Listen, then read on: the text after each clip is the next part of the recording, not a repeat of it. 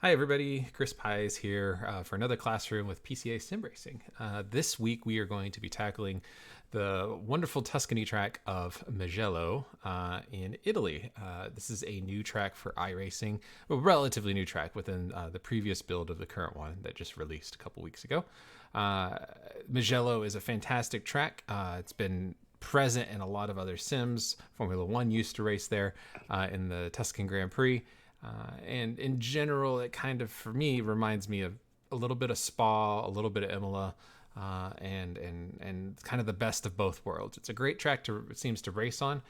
Gives a lot of opportunities for real close side-by-side racing, and it also allows a really talented driver to kind of show what they've got with a wide range of corners, fast sweepers, slow chicanes, and tight hairpins. So we'll give it a good shot today and do a track walk and run through it and answer any questions that you guys got while we do it.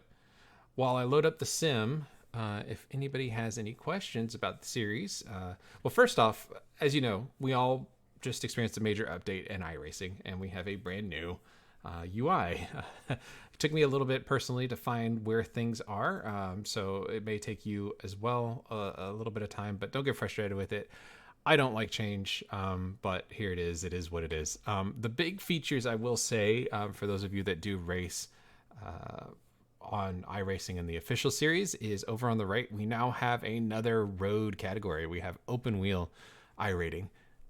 Used to be it was sorted between oval and road. Now we have oval, closed wheel, and open wheel. So for those of you that ever wanted to try open wheel formula style cars, can now do it without worrying about it affecting your road rating. I, for one, am loving this because I could never compete at an open wheel rating at the level that I would in my what they call 10 top rating, because I'm just not that experienced with open wheels. So this will be able to separate it, so I won't personally take my I rating when I try to experience some of the Formula 4 and Formula 3 races. Pretty cool change if you ask me. So yeah, give it a shot with no fear of how it ends up.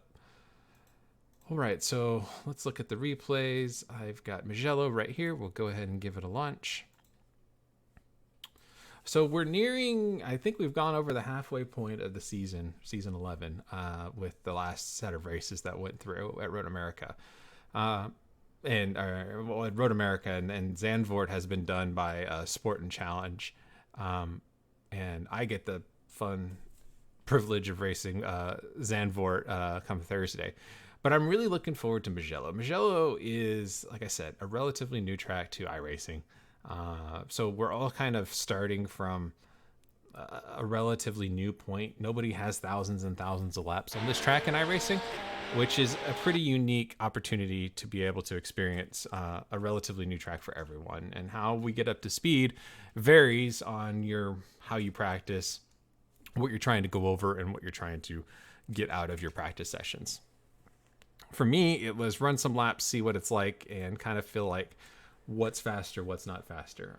I'm going to do something else as well that I usually don't do, which is I'm going to open VRS's telemetry, because I did more laps than I did previously to show there's two kind of theories about lines at Mugello. If you've run here yet, you'll notice that there's a few corners that are these sweeping, very long, for lack of a better word, hairpins. They're not as tight as a typical hairpin, but they do go over 180 degrees on themselves. They just never seem to end. That would be turn one, that would be the final corner, and then that would also be kind of in the middle. There's a really tight right-hander that leads onto a straightaway that has a little zigzag in it before the last turn. All of these corners can be treated in ways, there's multiple lines basically through there. So I'm going to show two theories about ways you can take this. I'll kind of show with the data which one is technically the fastest, but it may not be the fastest in race conditions, and I'll explain why when we get there. But in the meantime, I will show initially kind of the fast line, or where I got my personal fast laps, and then I will show the alternative line or something else you can do through those corners, and some of the reasoning on why we would want to do it or not do it. But other than that, let me do one more thing. I want to make sure I've got trading paints up. because I had a buddy of mine created a new paint for me, and why not show it off, right? So here we go. In Mugello, we'll take this fast line, or this fast time. All right, so here we go. Starting off as always, get the camera a little bit closer. And then switch to this. Okay, perfect. All right, in Mugello, the big thing that we want to focus on coming down, screaming down the straightaway is we want to create a straight line between the final corner down the straightaway into the corner one. You'll notice up here, once we get past the start finish line, the track kind of goes uphill. You lose sight of the track because it comes over a crust and you can't really see where the track goes. Well, the track goes slightly to the left. It's not really a corner per se, in that we don't really have to think about it, but it is something we do have to consider in terms of distance. Obviously, if we follow the rhythm of the track, which is this kind of right to left, and we just kind of drive down the middle of the track, we're driving a longer distance than if you just take a nice straight line. So coming up this hill, I'm on the right side of the track because that's where I exited from the final corner. But coming up the hill, I just create a dead straight line up the hill. And at the top of the hill on the crest, when the track comes back into view, I'm in the proper place to take the right-hand turn. I haven't followed the natural curve of the track to shorten the distance, direct straight line between 2 points. Coming into turn one and our first really good passing opportunity, we've got a lot of really good indicators of where to hit the brakes. This particular lap was done at an 86 degree track temp, so not too hot, but also not too cold either, something reasonable. We've got the pit outline, which is where the blend line ends, and it's just before the 100 board. We've got the 100 board with a line right next to it off the curbing. And then we've also got a 50 board further down, which we don't really want to mess with because that's way too late. So the nice thing about this is we can use this first line across the entire track as a really good gauge of when we want to start braking. In some circumstances, we'll go deeper behind the beyond the line. In other circumstances, in terms of track conditions and car conditions, frankly, we can go all the way to the 100 board and get a really good firm brake, basically a 10 pedal emergency braking kind of style of braking to slow us up for this corner. Turn one, as you can see on your entry, you can see a lot of the corner, meaning that we've got a lot of camber that is helping us. We're also going slightly uphill in the brake zone, which is the reason why we can decelerate from 160 miles an hour to the corner in 100 yards. And that's because we're headed uphill. So we've got a lot of traction helping us on the braking on the entry of this corner. As we go through the corner is going to continue to go uphill, but the camber that we were getting the benefit of on the turn in is going to vanish. So we're going to end up getting some understeer. The goal for this corner is to try to end up on the right side of the track because we very quickly come up to the turn two, which is the left-hander, and we want to try to be on the right side of the track coming out of this corner. So not a traditional corner in the sense that we come in wide, apex it, and track out all the way to track left. Instead, we're pinching off the exit to try to set up for the next corner. The different lines through here, the fastest way that I was finding was really attacking this corner and treating it as a double apex. So my first apex is going to be very early in the corner, and then my second apex on the way out is going to be extremely late. And this is what it looks like. So braking at the 100 board, braking and trailing and attacking the corner under braking. So you can see for me in driving, I rarely brake all the way down to the apex because I don't find that fast. I find getting off the brakes and accelerating out of the corner better. But this corner is a little bit different because of the going uphill, because of that initial camber that we've got in the corner. We can really use it to our advantage to brake super late and take off the first portion of the corner. And so I am trail braking all the way down to this first apex, which is about 1/3 of the way through the corner. It's almost like a straight line.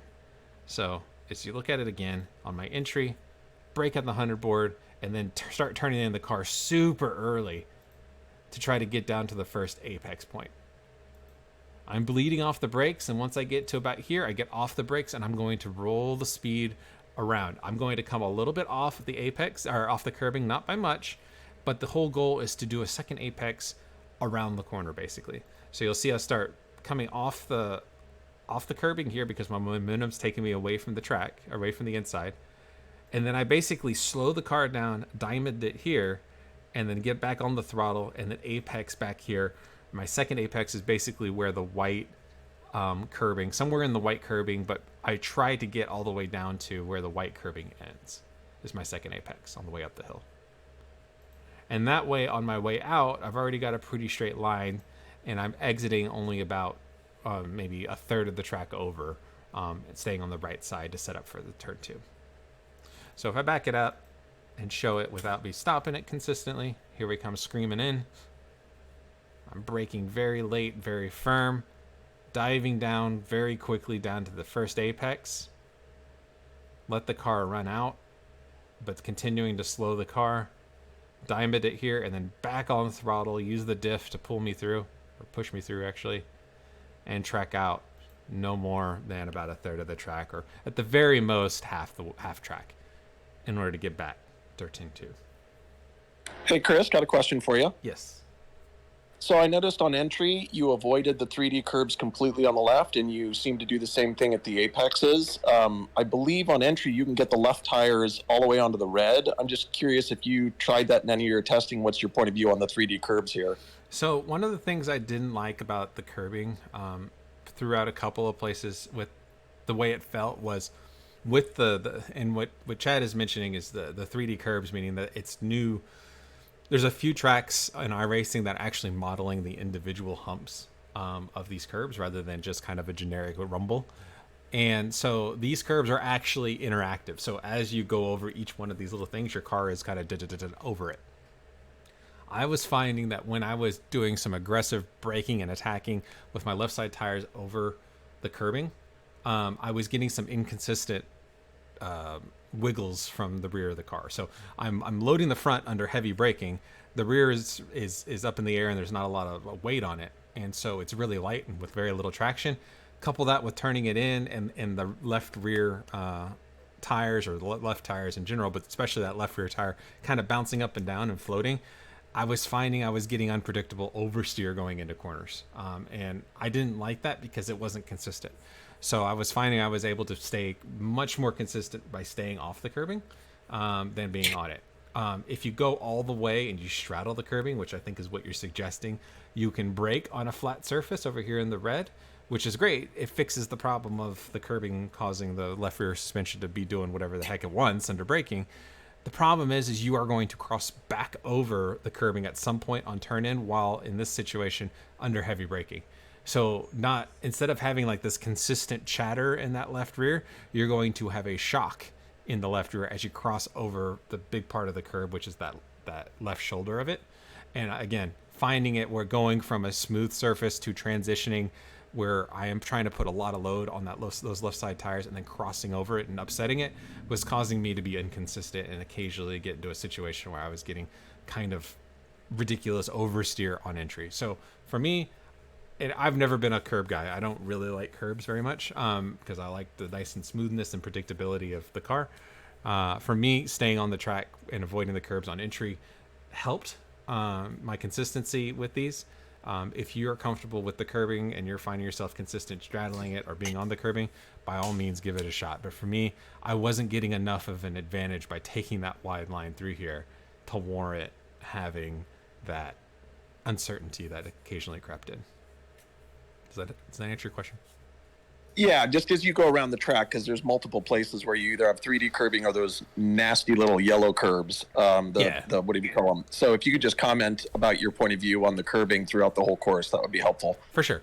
Yeah, for sure. There's places on the relatively flat 3D curbing that are beneficial, especially when it's an unloaded part of the car. So you're turning right. We're going to get the right side tires on the curbing because they're unloaded. All the weight of the car and all the traction is on your left tires, for instance.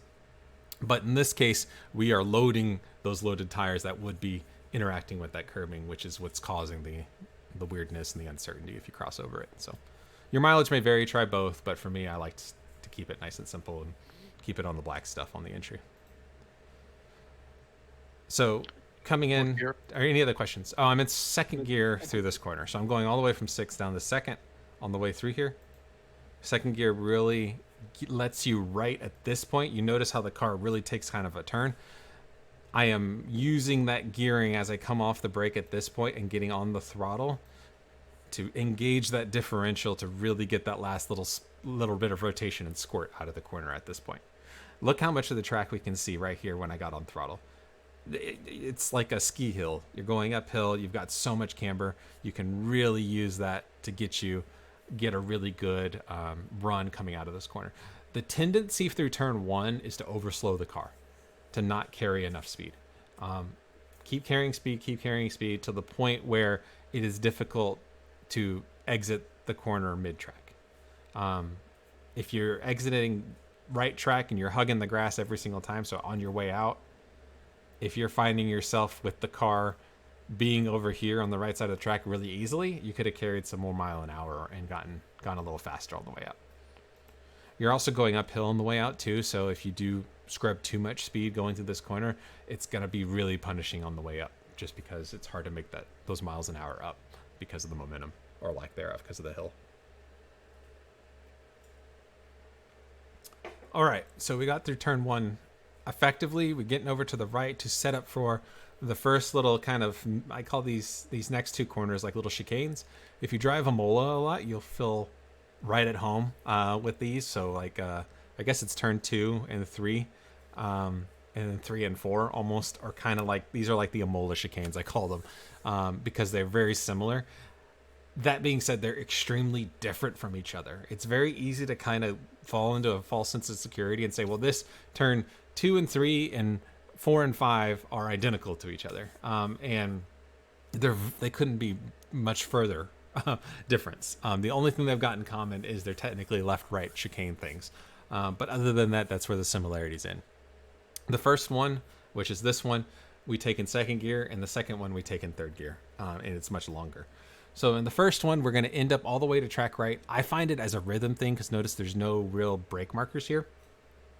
You can use the curbing on the right kind of as a gauge of where I want to get on the brakes, but it's just a little bit of a brake. You're already going uphill, so your gravity's already slowing you down as soon as you get off the throttle. All we're doing is we're just getting on maybe like a 3 or 4 brake pedal to set the nose. And what I mean by set the nose is put some weight on the nose. So when we turn in, we got a lot of grip on those front tires, and when we turn in, the car is going to turn in nicely. The thing to be aware of is look at the track. Remember turn 1, we saw a ton of the track, which means we had a lot of camber assisting us. We don't see a lot of track right here, which means we don't have much camber. Yeah, we've got a little bit maybe right on the entry, but as soon as we exit the entry of the corner, it's flat. It's like a table. So whatever grip we have on the entry is going to vanish at apex or after. So what we need to do is be aware that as we're going through this corner, the car is going to have a tendency to understeer because your front tires are reaching this plateau first.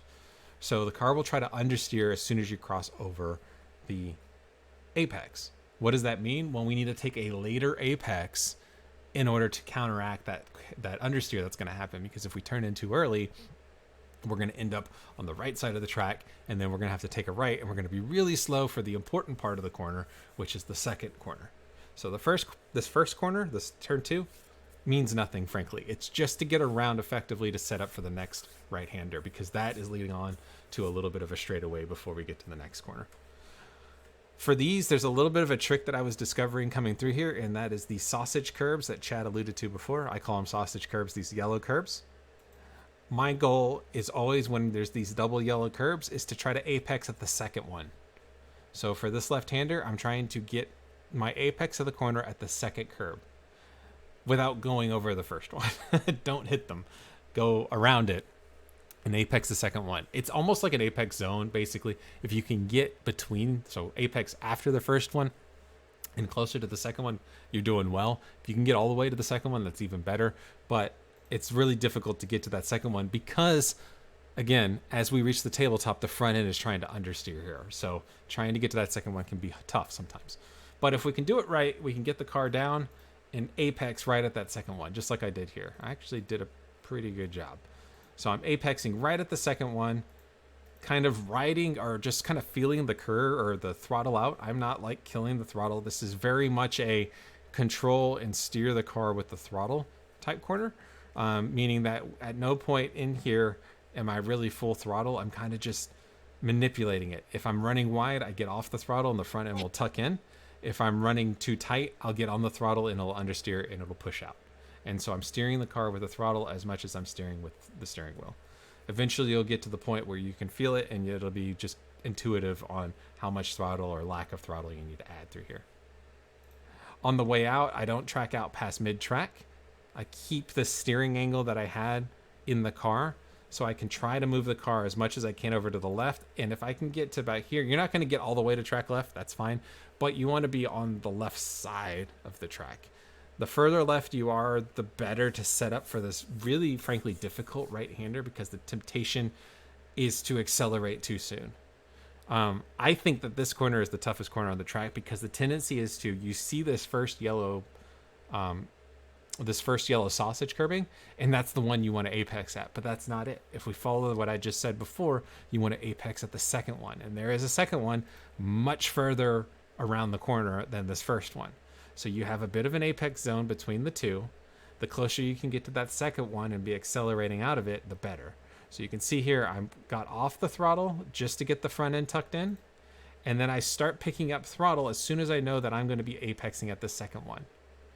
If I apex at the second one, my visual down the track is you've got this nice big orange board here. If you're turning the car and you're starting to come out of the corner with the front end of the car right of this orange board, you're going to be golden. If you're starting to leave the corner and your nose is pointed left of this orange board, you're going to run out of room and you're going to hit the gravel, frankly. Or you're going to have to stop the car on the way out to make the corner. Get your nose right of the orange board. So what does it look like from the cockpit? Right here, as we're coming through, I'm looking for this orange board. Boom, there it is. As soon as my front crosses that orange board, boom, I can be on full throttle because I know I'm going to make the corner coming out. That orange board keeps your eyes up, looks you down the road.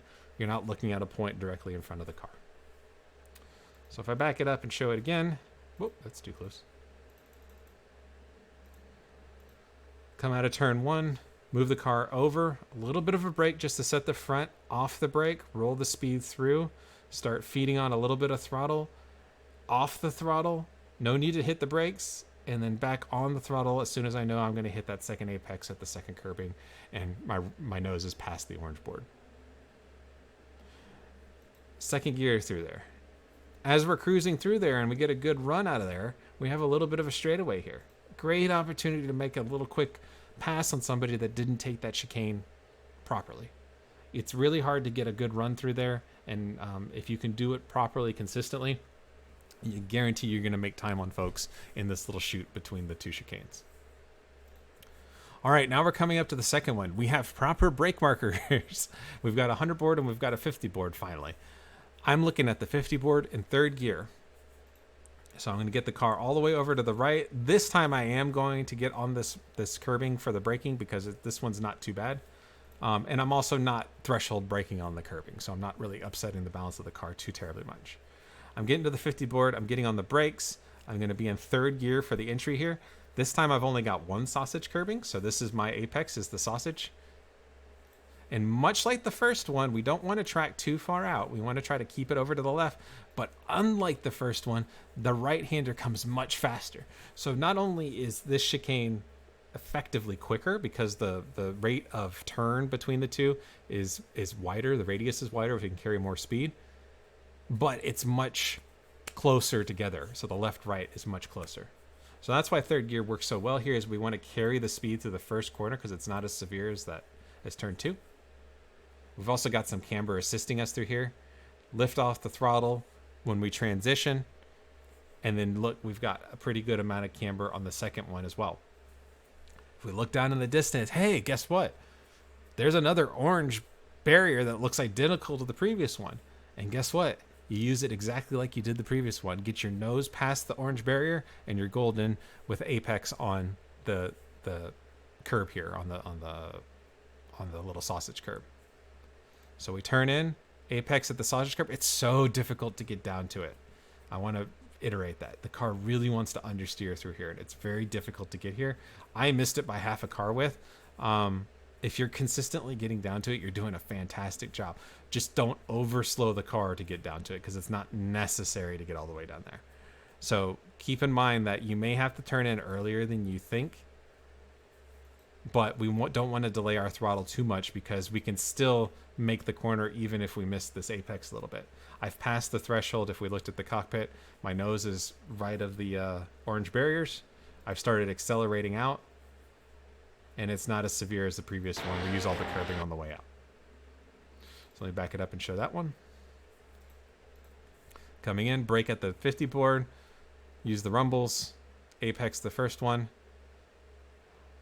transition off the gas, back on the gas after the orange barrier. Nice run coming out. All right, any questions between turn 1 and those first 2 chicanes? Those last 2 corners you're doing in third, aren't you? Mm-hmm. Yeah, I'm in third gear through there. Second gear just feels like it's very easy to overslow the car because as soon as you get off the brakes, that second gear transmission is really retarding the speed. The drag is really slowing the car down as soon as you come off the pedal. Third gear, when you come off the pedal, it doesn't slow the car down as much. So I'm just able to get off it and get right back on the gas. So there's less modulation. It seems more fluid. Hey, Chris, did you say you're running the high downforce fixed in this one? Yes, this is high downforce fixed. So, and can you just confirm that's FIA stack? So the gears are a little taller? I'm not totally sure. I can't see the setup. I think it's FIA stack. I think it's the short one, or whatever the short one is. I think that's high downforce. Okay, so any other questions for those first few corners? All right, now we're getting to a really fun part of the track and really unique. I don't think there's another set of corners like this in racing, frankly. We have another chicane, but it's completely different. Not only are we going a different direction, but it's really, really fast and really cool, frankly. The car is going to be 100% on edge, and we have to have a really precise line through here in order to maximize our speed through here. If we mess up the first corner, we're going to mess up the second one and then the third one through the series. So we have to be right Johnny on the spot on this first downhill entry into the chicane. We're in fourth gear, or we're going to go all the way up to fourth gear here. And we're going to leave it in fourth for a very long time. Don't shift gears. You don't need to. You can leave it in fourth. And I'll tell you, we won't get into fifth until right-hander, left-hander, right-hander, right-hander, cresting the hill into the slow right-hander. So we're leaving it in fourth the entire time, and it makes it much easier without having to deal with all the brakes and gas. So the only time we'll hit the brakes is right here, entry into the fast S. We're going downhill, so gravity's against us in terms of cornering, so the front end is really not going to want to turn. But what we can do is we get on the brakes, it's going to slow the car a little bit, and it will set the nose so we can get a little bit of traction for turning. The first right-hander, we are going to kill this curbing. We're going to put our right side tires on the green, and we're going to try to basically apex on the grass as best as we can to try to open the corner up. So here we are, a little bit of a brake. You can see how little brake I actually hit. What, maybe 40%, and it's just for a moment, and then I start bleeding it off. Then I have a little bit of coasting on the way in to make sure I get the line perfect. You look how early I turned in. That this line, if you look at it, looks like, how the hell am I going to make this corner, right? I'm so early. But you have to realize that I'm not viewing the track like this around the curbing. I'm viewing the track like this over the green. So I'm cutting the track, which is fine. As long as we keep our left side tires on the curbing, we don't get a 1X. So I'm treating the green as part of the track, and I start picking up throttle slowly over the green. And it's just to settle the rear of the car because it wants to try to do weird things as it crests over this. So a little bit of a settle of the throttle, and then once I land on the back, boom, back on the throttle to really take away any wiggle from the curbing. I'm trying to keep the car relatively straight as it transitions over the shocks, but the curbing is pretty tame. Again, where's our loaded tires versus our unloaded tires? Our unloaded tires are on the right side, so they're going to be bouncing all over the place, but we don't care. They're not affecting us. The loaded tires are these left-hand tires, and they're relatively flat through the corner. Chris, could you have all four wheels to the right of that white line and not get a 1X? Yes, I believe so. In fact, I actually do right here. So if you look right here, I'm right of the white line. But I think you can get up on the curbing. But don't quote me on that. Or, well, we can look at the rules. The car is considered within the track limits if half the car is within the boundaries of the track. It's going to get close. The boundaries of the track are the curbing. So I'm basically half the car is within the boundaries. Okay, off tracks occur when the center of all four wheels are on the green of the painted asphalt. Okay, so as long as the center line of your car is left of the green asphalt, you're good. So I'm good here, barely. Any more, and I'd be a 1x. So this is basically the limit. So I would go with the idea of not the center of your car because it's hard to judge where that is. Go with the idea of your left tires. If you keep your left tires touching the white line, which I am, I guess, barely doing, you're going to be okay. So think of it that way. Keep your left side tires somewhere on the white line or near the white line, and you'll be all right. Great question, though. So we turn in. We're attacking this. 4th gear all the way down. Keep the car. We're going to go past a little bit past mid-track. Where we end up here is not as important. We just don't want to end up all the way track left. Don't do that because then you have a really bad angle. But this is fine. This mid-track, a little bit right. The further right we can end up, the better for the left-hander. But wherever we end up here, even if we ended up all the way on the right, we're going to have to do a little bit of a lift for this left-hander anyway. So don't sacrifice that right-hander coming down the hill to the extent to keep you over to the right because you're going to leave more time on the table than not. So we're going to end up somewhere about mid-track. Wherever we end up, that's fine because on the way through to come to the left, as we transition, we're going to come off the throttle much like the chicane previous. Let the car roll its speed through. We want to get our left side tires up on the curbing to kind of try to extend, but not like, I don't like to get all the way up to the green because again, the transition can really upset the car because we're under so much load. I like to keep my right side tires nice and planted on the flat stuff. Got a little bit of camber. We're getting to the bottom of the hill. But a lot of this left-hander is coasting. So you can see just a little bit of throttle coasting. And then as we compress at the bottom of the hill, when it grips up, boom, back on full throttle with the idea that we're going to use all the track on the way through. We're going to maintain this turn that we've had all the way down through the compression, which will bring us to the left side of the corner or left side of the track. So as we come through, keeping that same steering angle all the way through with the idea of getting the left side tires close to the curbing, but I don't like touching this curbing because we're transitioning again. We're looking for those left side tires to give us grip. We don't want them bouncing around on the curbing. I find that sometimes getting on this curbing can really upset for entry into the sweeper on the right hand. So I just like to stay on the tarmac here with the loaded tires. You're in 5th gear, yeah? No, I'm in 4th gear all the way through here. So I'm in 4th gear here. We need to do a little bit of a, I don't want to call it a chicken lift because you actually do need it, but a little bit of a lift to set the front end to get a good angle coming through here. But as soon as the front end starts to take a good dive down, we're going to get back on throttle. But a lot of this turn, this right-hander, is you're feeling the throttle. You're trying to find when the car wants to go and take a good angle through it to when you can get back on throttle and carry it all the way up the hill. And if you go on throttle too early, the front end's just going to wash out and you're going to start going too wide. And then you're going to have to let off the throttle later, which is going to be slow. So you're trying to figure out the point when you can go to full throttle through here and keep it. And the best way to do that is to keep your eyes down the road. We want to be looking way down to track exit around the corner, basically, because that is dictating where our car is going to ultimately end up. And if you do that, you will intuitively use your pedals and use that throttle to put you there. If you're looking down here, at what point do I want to make sure I hit on the apex point? You're not going to ever hit this corner appropriately because you don't know when the corner ends. It's impossible to memorize. There's no markers anywhere around here. You can't see. You've got to keep your eyes up and around the corner to find out where you want this car to go. So let me back it up so I can show what it looks like. So I'm lifting, and then you can see me playing with the throttle. I'm off throttle, a little bit on throttle, a little bit off, a little bit on. Then I know I can get on it. Boom, 100%. And when I do that, when I get on 100% throttle, I end up all the way over here, over the curbing, without half my car going beyond into the green. So this is totally legal.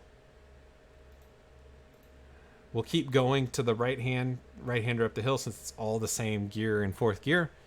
It's going to be a little bit of a lift, and you're going to have to kind of get a little bit of maintenance throttle in the entry. You've got a lot of camber that's helping you, but we just want to use that for the entry to get the car kind of pointed in the right direction. But we're going to use all of this curbing on the inside to increase the radius as best as possible. So as we've turned in, we're going to get up on the right side curbing. What I am using here, we can't see it from this angle, so let me go to the cockpit. I'm using these little towers up here, basically. So I like the orange marker on the fence previously that we were using through the chicanes. Similar to this, as I turn in and as I'm coming into the apex, if my nose is right of the third tower, so somewhere over here, or this gap in the trees, let's say that's where I'm pointed at, I know I can get on full throttle, clipping this curb, and I will end up in an okay spot on exit. Right here. If you are getting on throttle and you're apexing right here, let's say, and you're pointed at these towers, you're not going to make the corner. You're going to end up with your left side tires in the gravel if you get back on throttle. So let me back it up. Oop. Let me back it up and show what it looks like without me pausing it. Fun part of the track. Oh my goodness, it's so cool. Okay. So we're screaming down, a little bit of a brake, kill the curb, use all the curb, extend the corner, the radius. Back on throttle, back off throttle, waiting on it, looking up the road, back on throttle when we know we're going to make it. Over the curbing. It's like skiing. So now we're going to the next part of the slalom. Now we're just riding the throttle, trying to feel it out like a carousel. Back on throttle when we know we're going to make it because our vision is down the track. Use all the curbing. Off the throttle. Look at the towers in the distance. Back on throttle through the apex. And ending up in a perfect spot. All in fourth gear. After that initial brake down into that section of corners, you don't have to hit the brakes again in fourth gear. You can just use the throttle the whole way through. So you're just getting off the throttle if you need to slow down and then getting on the throttle if you need to speed up. No touching of the brakes. Makes it really simple in terms of you only got to worry about one input, which is your throttle through there. If you're going through here and you're hitting the brakes, you're hitting the brakes at this point on the entry to here, you're dabbing the brakes or whatever, or coming down this hill on the left-hander, you're dabbing the brakes here, you're dancing all over the pedals and the car is pitching and doing all sorts of things. It's too much footwork. The simpler we can keep our footwork through this section, the faster we're going to ultimately be, because we only have to focus on one pedal, the throttle. The reason I like fourth gear through here, the car is going to be flashing at you in terms of RPMs. The reason I like fourth gear is because you never hit the rev limiter actually, so no reason why you need to shift up. And second, those instances where the transmission drag on the car when in the lower gear tends to be more severe. I actually like it because when we do come off the throttle, especially for the right-hander up the hill, the fast one, we do need to slow the car down a little bit. And fourth gear does enough of a job slowing it down by just lifting off the throttle. In fifth gear, we may have to dab the brake just a touch in order to brake. So why not just keep it in the lower gear and take all the thought out of it and just come off the throttle and then go back on it. So at speed, just because it's so interesting and I love this, so we'll show you from the cockpit at speed. Throttle off. Throttle off. Feel it. Eyes up. Throttle off. Throttle. And then I grab fifth right here at the top of the hill, just for a second. You probably don't even need to do that, frankly, because it's only for like 30 feet. But I like when I brake, I like to grab another gear to shift down. So any questions to that section? Because it's super, it's probably the most technical part of the track, but it's also really fun. Yeah, the first apex in the carousel, you're about 4 tire or 5 tire widths wide. Do you want to be closer? The first apex in the carousel, which one? Oh, right here on this one? No, keep going right about there.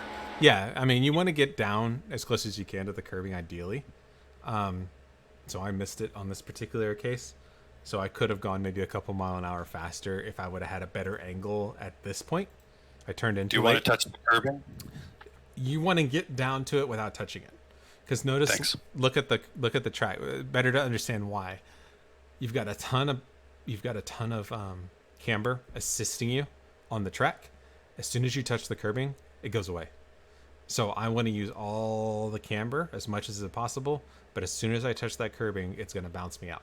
Think Watkins Glen turn 1. You want to use all of the track with all the camber, but you don't want to get down on that second curbing because it's flat and you lose that camber advantage you gain. So it's a bowl. Use all of it as much as you can. I missed it by a tire width. Steve, you're always quick to point that out. You missed it wide. Sorry. No, it's all good.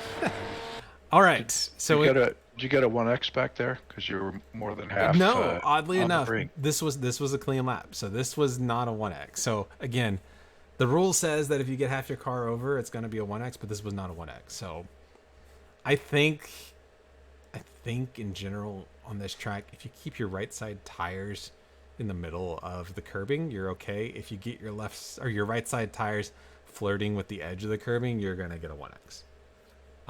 It's just not consistent really with the rules, because that's why I read the rules, because exactly this. It felt like at times I was going beyond.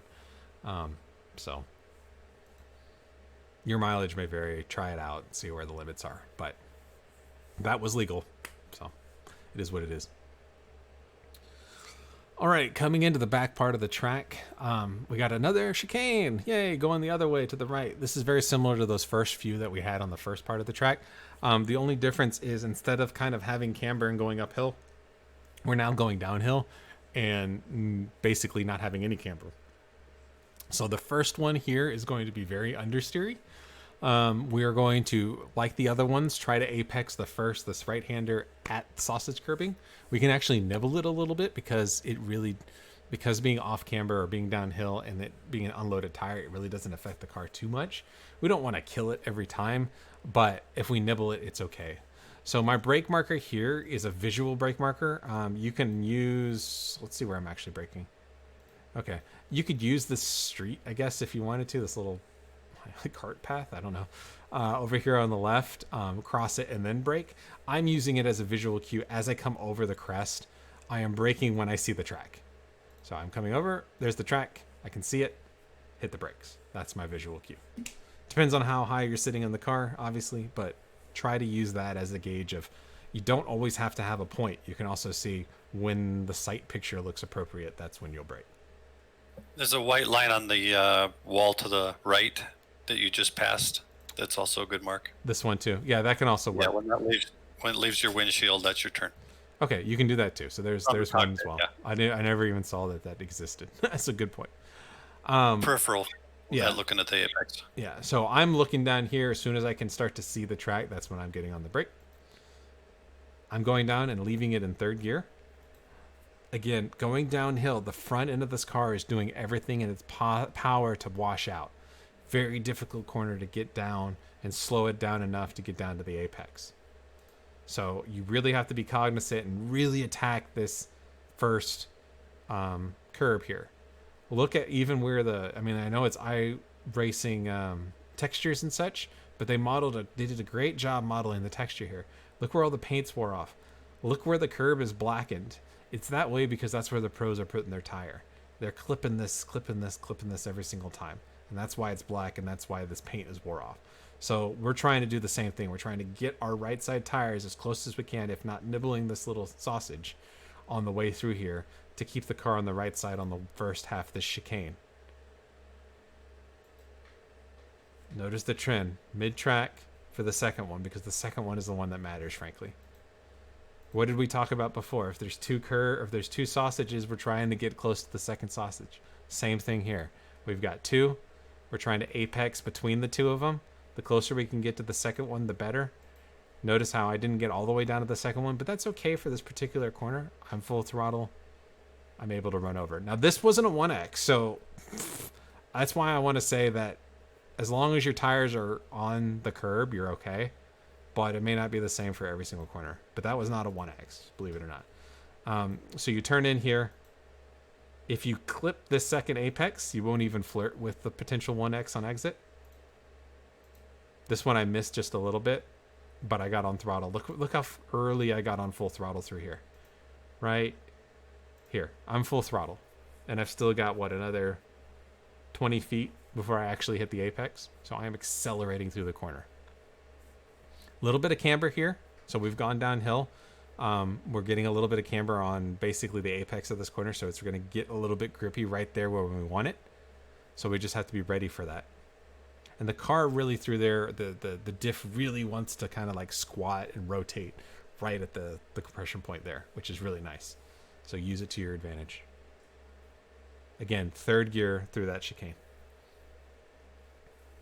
All right, now we come up to the tightest corner on the track, which is the second of these hairpins, I guess, or carousels, whatever you want to call them. Again, on this particular lap, with the fast lap time, I think it's faster to attack and treat them like a double apex, which is what I do here. So it's very similar. It's the exact same thought process as turn one. We're going to dive, we're going to brake really late and attack that first apex, that first part of the corner. So turning in super early and then basically rolling the speed, coming out a little bit about mid corner, and then diamond that corner and then get on the accelerator and accelerate out of the corner. Same thing like turn one. So here's the thing.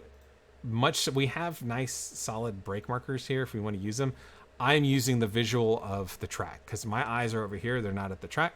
So I am looking in the cockpit and saying, when do I see the track? Boom, there it is. Now I brake. So similar to the previous corner where you're coming over a rise, as soon as you see the track, boom, you can get on the brakes and dive in there. If you're looking for a marker, it's like 75. It's between the 50 and 100. Notice how I've already started my turn in, so it's super early. And I am diving down and hitting the first apex right there. At like, this one's like a quarter of the way through. Holding the brake a little bit. I have to really slow the car down because I'm really attacking it. So you see how I've come off the curbing. And then I'm basically diamonding it halfway through and attacking the second half or the second third of the corner. So boom, there's the diamond. Back on throttle. You can see I'm at full throttle right here. And I've still got almost half the corner to go. But my car has already taken a really tight line. So I'm starting to decrease the radius of the corner, which means I'm in second gear through here and accelerating from that point forth and riding it all the way through. When we get on full throttle through that carousel, we are full throttle all the way to the final corner through this S. So let me show what that looks like again. Similar concept to turn one. Brake after the 100 board, dive it in there, attack it. Hard on the brakes, attacking, still on the brakes, still on the brakes, still on the brakes. Now off the brakes, coast, let it turn, and then back on throttle, full throttle, hit the second apex 2/3 of the way around, and accelerate out. This left-hander, left-right, should be 100% flat. If you're not 100% flat, just try to get in a better line. Frankly, we don't want to be like all the way over these curves because it's going to make it difficult to get left around this left-hander.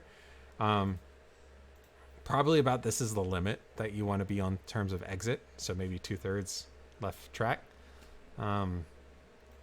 Any further and it can prove to be difficult to get to the left here, but it'll be flat. We'll run it up. Third gear, cut it as much as we can. Fourth gear, cut as much as we can. Screaming all the way down to the final corner. Final corner here is tricky. It's downhill but on camber. So we've got camber assisting us, but everything about the corner is running away other than that. So the front end really wants to understeer, especially on entry and especially mid corner. The front end just does not want to grip up. So we have to overslow the car to get a good angle. We're going to take the exact same approach that we've taken with turn one and that previous hairpin. We're going to brake late. We're going to dive it in. We're going to apex it very early.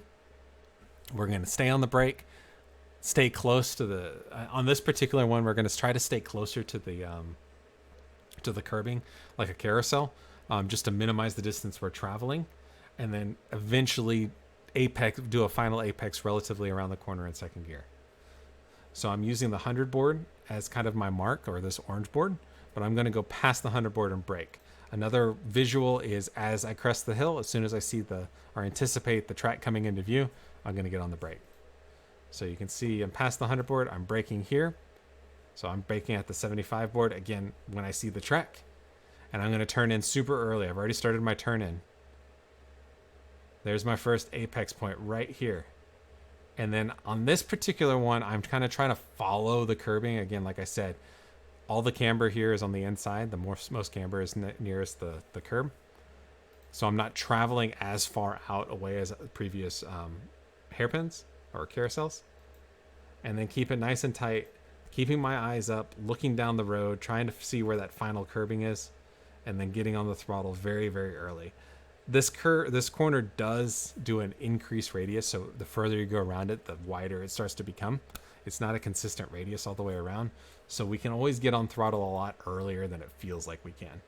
So you can see I start picking up throttle here, and I've got triples, so I'm looking around the corner. I'm like not even halfway through the corner. I've already started picking up the throttle here. Would you show cockpit so I can see the visual from when you start getting on throttle? Absolutely. Oh, sorry. Cockpit. So, brake in, turn in early, brake, brake, brake, fourth, third, second, using that camber, and then I start picking up throttle here. So, I'm looking for this orange board when I can see it. I know the corner is going to start opening up. And I can start opening my hands to accept that acceleration and end up at a good spot on the exit. Thanks. Yep. The other thing I wanted to show with this particular corner to demonstrate, let's see, where is it? Pit lane 2? Yeah, we can use pit lane 2. Whee! Bear with my... We're flying. Flying! Yoink. If you're squeamish or nauseous, look away. Alright, here's the corner. So we're going to go up, up, up, up, up. All the way up. There we go. Here you go. So there's the final corner. What you can't see is the elevation, obviously. But you can see how the entry, which is here with my cursor, it opens up on the way out, so you have a wider radius. You can also see the black mark of the track where people drive, where the texture is. Kind of a general idea of what we're trying to achieve. And then if I pull the car back, you can see the line that I took is a little bit on the shallow end. So as I enter, I'm actually a little bit shallow, attacking, apexing here, riding it around, and then getting on throttle somewhere around here on the way out. So early apex, bam, there it is. And then I start picking up throttle here. So I've actually started picking up my throttle here. I come out of it a little bit because I think that was a little bit early. So probably somewhere around here, which is about midway.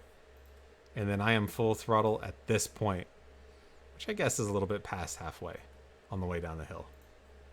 And then ride it all the way out.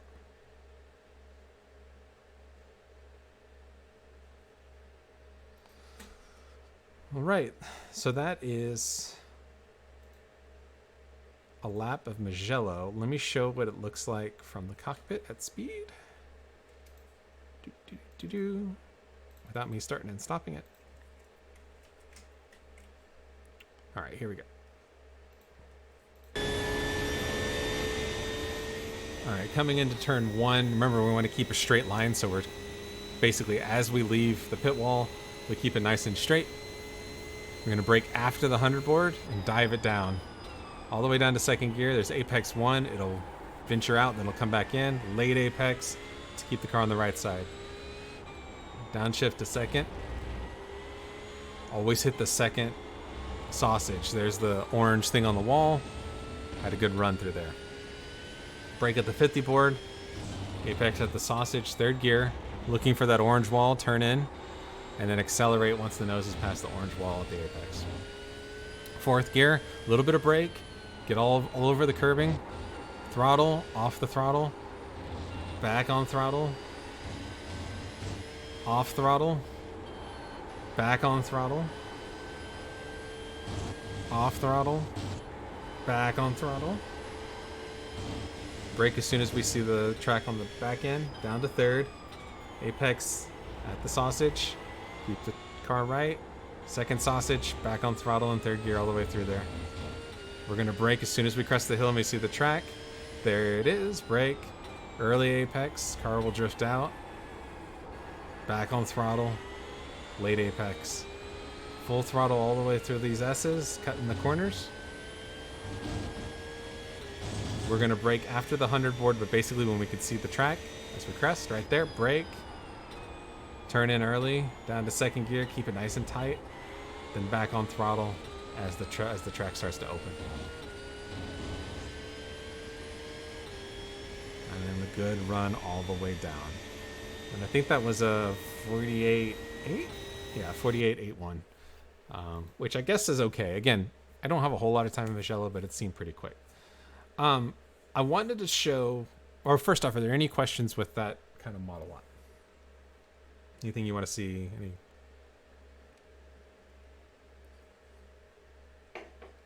Okay, hearing that. So I wanted to show an alternative. Now, the lap is 3/10 slower, but it's kind of a different theory on these big wide hairpins or carousels. And that is kind of the traditional thought of one apex, not a double apex, and apexing late. So we're still doing the second apex and the late apex, but instead of attacking the corner under braking and hitting that first apex, we are going deep into the corner, diamonding it, and then only having one apex on the way out. So the best way to show is to demonstrate the way it looks through turn one, because turn one's a pretty good way to do it. So here we are braking into turn one. The brake is a little bit earlier, so you notice I braked pretty much at the white line here.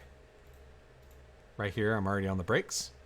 And then where previous we attacked down to the first curbing as soon as we could get down there, this time I'm going to take a really wide entry. So I'm going to follow kind of the dark path of turn one. So braking, staying wide, staying wide, staying wide, and then bringing the car down and accelerating at this point through the corner. So I'm taking a wider angle into this final apex, and theoretically I'm carrying more speed. I'm traveling a further distance, but I'm carrying more speed. And theoretically this will end up having more miles an hour coming out of the corner. So I've started accelerating at this point. And if we measure on exit, let's show, basically I'm going to look for when the car touches the shade between these two shade points. So we'll compare it. So right here, when the back end exits the shade, 91 miles an hour. If I go to this lap and go to that exact same point,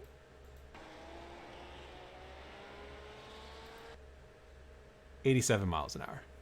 So we're 4 miles an hour faster with the one apex theory or way of driving. But Chris, it's slower by 3/10. Yes, the reason it's slower is because even though you're going faster, you're traveling a further distance. And so in these cases, I was noticing that by traveling a shorter distance, you were actually lowering your overall lap time. But you were exiting the corners slower because you're attacking it fast. So you're going fast in, slow out versus slow in, fast out. But sometimes it works out better that way. Why is this important? Well, it's important for two reasons. Maybe you don't like this attacking under braking these carousels. That may not suit your style. Fine, great. Try the other way. Maybe it works better. The other thing is what happens if you're getting passed under the back, somebody followed you all the way through the final corner, got a good run, drafted you all the way down, and they're side by side with you going into the turn one. Right? You can't take that shallow line and aggressive attack on the entry with a car next to you on your inside, right? They've taken that lane away from you. So your only option that you have is to take this wide one apex line through here. You're forcing them into that shallow line.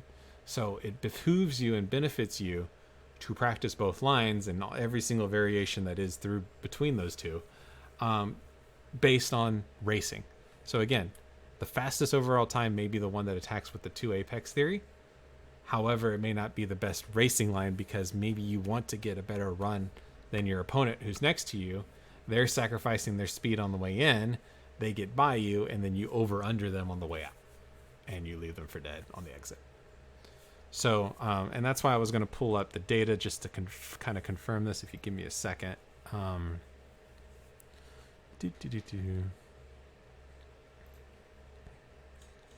I'm going to grab that as my target. I'm going to grab this as my comparison. So if we look at turn 1,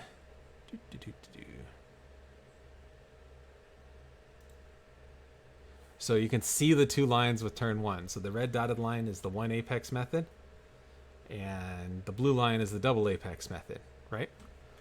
This top graph is demonstrating speed differential between the two, and you can see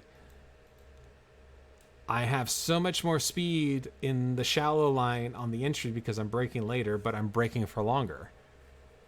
But it crosses over right here, basically halfway through the track point.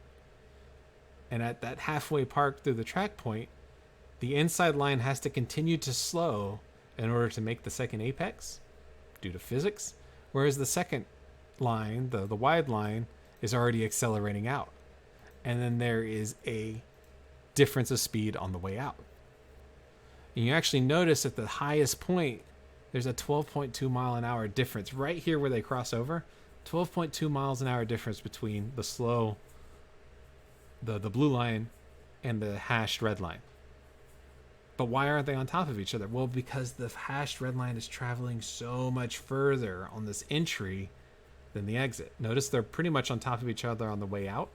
But this entry point, this area between these two curves here, is extra distance traveled by that red hash line, and that's time loss. You can look at it also here in terms of time. So this right here is comparing the two in terms of time. So the differences between the two.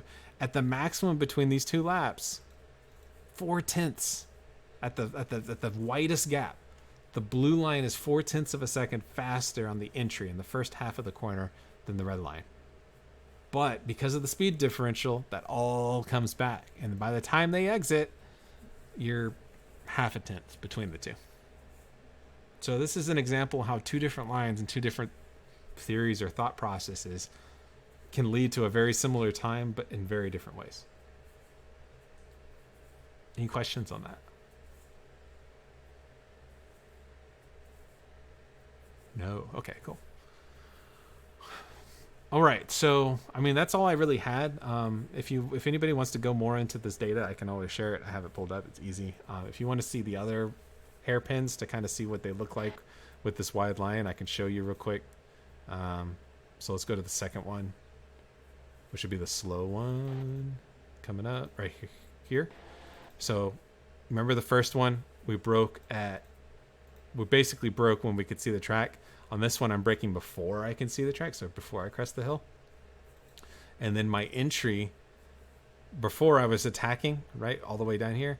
This time I'm keeping a nice wide entry and then bringing the car in and accelerating for a single apex point, which is right here.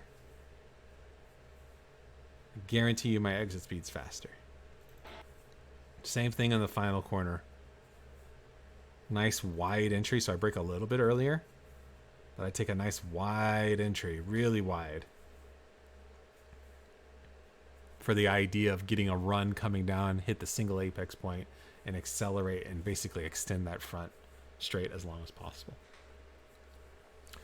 The way the track is designed, obviously, the shallow, the double apexes were faster by about 0.3.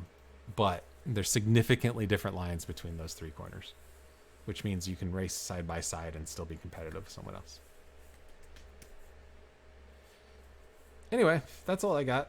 Any questions, comments, concerns? Are you driving your -2 clicks on bias? This one I drove completely stock. I did not change a bias. I did not change a figure. I didn't do anything. I just drove it stock. Also, big shout out to a guy named Matt Quinn, who is now a PCA member, by the way. He is he races with us in Imperial Motorsports, and he put together a really cool logo. So I can show it off real quick, but he did an awesome job. So we actually have a logo now with Imperial Motorsports on the car, whereas before we just had text. So big shout out to him for actually helping this out and creating a cool livery. Though I mean, the whole livery is his and always has been, but he really outdid himself with the logo and putting the whole package together. So thanks, Matt. Cool. Well, if that's it, good luck.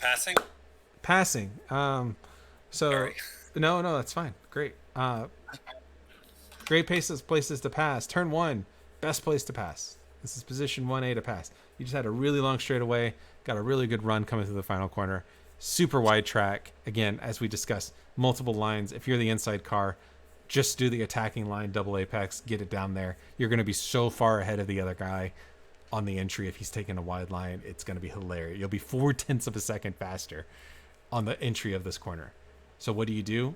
You park it on the inside. So you'd pass here, you'd end up here, and then you would just park it here. You have to slow down, but he can't drive through you. So you've completed your pass, park it, and then he's going to have to be your same speed on the way out. These left-right-handers are kind of don't pass points because there's really only one line. The only way I would suggest doing it if you really wanted to would be you got to get alongside someone, like completely alongside someone on the first part of the chicanes. You can't do it on the second one. There's just no way you're going to be able to do it and effectively make it through the corner. If you can get alongside someone and outbrake them into the first one and you push them wide, they're in the marbles. They're not going to be able to carry the speed and you'll be able to get the corner.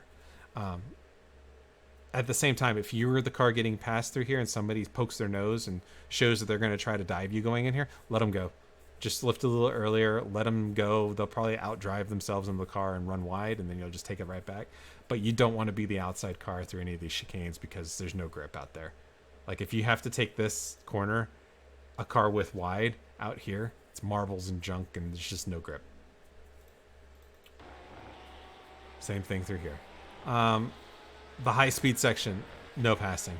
It looks wide. There's lots of corners here, and you're like, but nobody's braking at a significant pace. There's really only one line through this section. Other cars are completely on edge. Just really would not recommend going too wide through any of this portion of the track. If you do, you're going to lose 3 seconds to the field. So it just doesn't make sense to do it. It's too high risk. This corner right here, good opportunity to pass if you're the inside car. Again, you got a good run coming through the fast section. Up the hill, the car in front of you had messed it up. You can get alongside them. Only if you can get alongside them and outbrake them would I recommend to pass here. Otherwise, no. Don't want to be the outside car. Not enough time to pass for that one.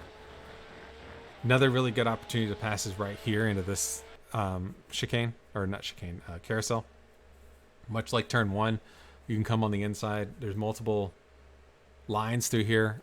If you're the inside car, you can take the double apex line and really attack and get ahead of your opponent. If you're the outside car, really diamond it and do the one apex to get a good run coming out of it. But multiple lines means opportunities to try to make a pass. But this is probably the second best place to pass. And then the next best place to pass will be the final corner right here. Because of the multiple lines, you can get alongside someone and really dive them down. Especially if you're in challenge and you're in sport. I would say the people that are not in this classroom are going to take the traditional line of a nice wide entry. They're not expecting this dive and double apex. Because not only is it faster overall, but just nobody thinks to dive really tight on these entries. So you can really get past some people if you can get up alongside them and just dive in them inside and complete the pass even before they've turned in. So give it a shot, especially in some of the preludes and practices, see what it feels like. But only if you're comfortable with it. So anyway, so in a nutshell, the carousels are great places to pass. The chicanes, not so much, especially not later in the chicane.